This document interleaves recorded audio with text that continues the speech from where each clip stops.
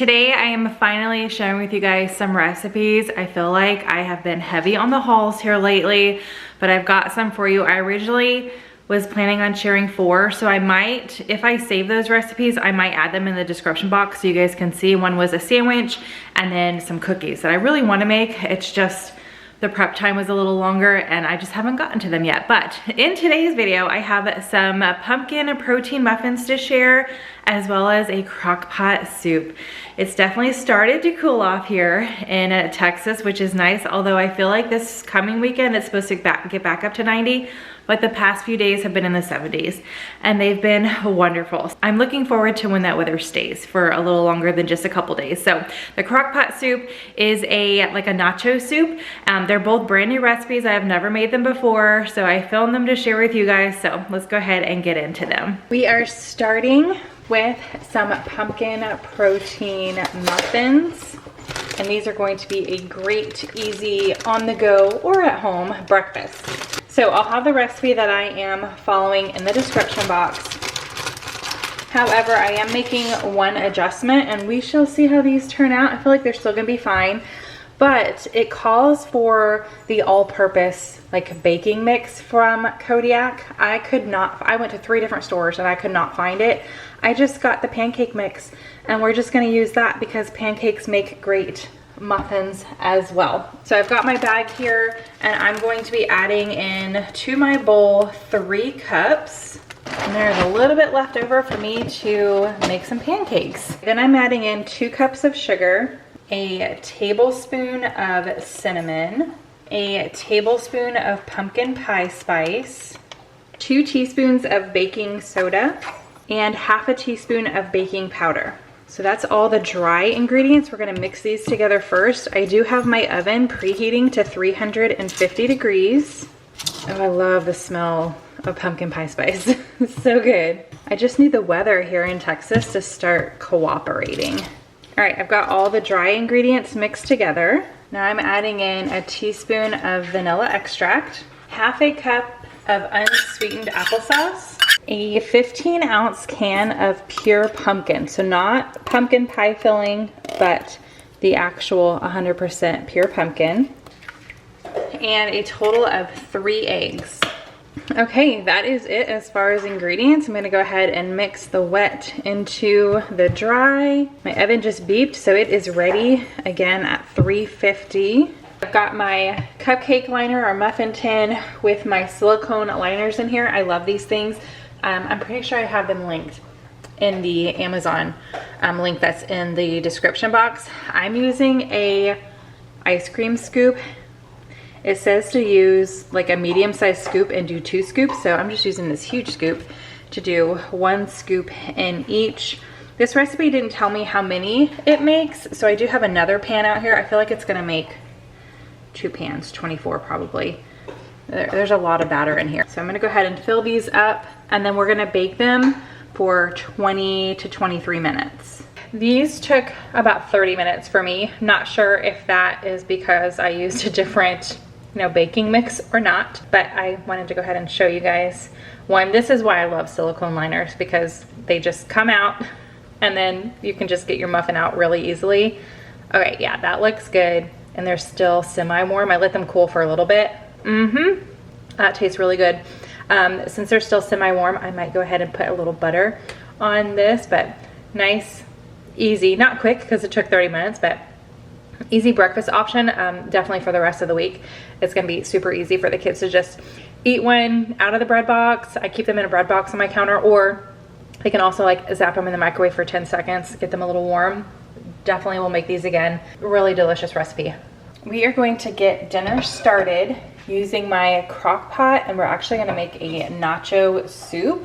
This is my first time trying this recipe. Normally I like to try recipes before I share them with you guys, but we're gonna try it together. So I already have 1 pound of ground beef all cooked up. I do like to, and I've mentioned this in past cooking videos, I do like to season my ground beef with garlic and onion powder. So I did do that. That's not in the recipe, which will be linked down below. So I'm getting my 1 pound into my crock pot, adding in 1 green bell pepper that I chopped up, 1 onion diced up, one jalapeno that I did de-seed and dice up. The last thing that needs to be chopped if you're using fresh garlic is some garlic. Now the recipe that I am following says 3 cloves. I always add more. No matter what the recipe is, I always add more. So my cloves were fairly large and I did a total of 5. Moving on to some canned items. I've got a 15-ounce can of black beans that I did drain and rinse. A 15-ounce can of corn that I drained. And another part of the recipe that I'm not doing as they suggest, one 15-ounce can of petite diced tomatoes. They say to drain it, but I'm not draining this. I'm gonna put all the yummy juices into my nacho soup. And actually this is not 15 ounces. I should have double checked it. It's 14.5. I have a 32-ounce container of chicken broth I'm adding in. The recipe says 3.5 cups. These containers are 4 cups. I'm just putting in the whole container. I'm not gonna save a little half cup of chicken broth. Now for some seasonings, I'm adding in 1.5 teaspoons of salt, 1 teaspoon of pepper, 1.5 teaspoons of chili powder, and I'm just doing a little sprinkle on top of crushed red pepper flakes. If you wanna follow the recipe precisely, I think it said 1/8 teaspoon. But I'm just gonna sprinkle that on top. All right, that's everything that's going in right now. There are more ingredients, but those are gonna go in after several hours. So I'm gonna go ahead and give this a good mix. It looks really good. Okay, my soup is all mixed up. I'm putting my lid on, and I am starting this in the morning, so I'm going to cook it on low for 8 hours. You could also start this in the afternoon and cook it on high for 4 hours. Time is almost up, so 8 hours has passed. In my little measuring cup right here, I have 1 cup of heavy cream, and I'm going to add 3 tablespoons of flour and mix that together. Okay, I'm adding the heavy cream and flour mixture to the crock pot. And I have a huge bag of shredded cheese here. The recipe that I'm following calls for about 8 ounces. So I'm gonna do, which is about a cup, I'm gonna do 2 pretty big handfuls, and that should be close enough. We'll use extra cheese for topping also.